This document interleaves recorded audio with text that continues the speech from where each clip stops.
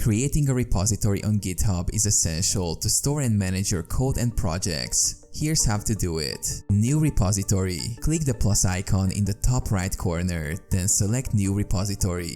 Repository name. Enter a name for your repository. Choose something descriptive and relevant to your project. Description. Add a brief description to explain your project's purpose. Visibility. Choose whether the repository should be public or private. Initialize with README. If you want to create a README file, select this option.